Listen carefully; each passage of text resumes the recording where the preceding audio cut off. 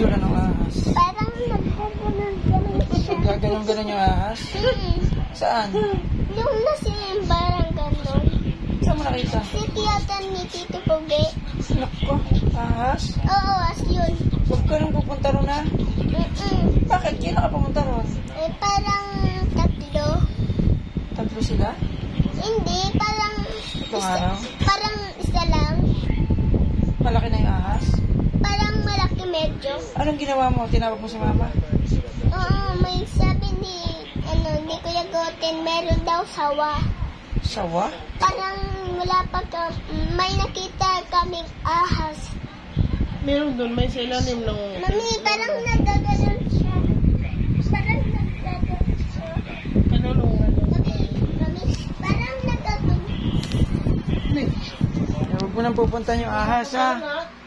Huwag mo nang pupuntahan yung ahas.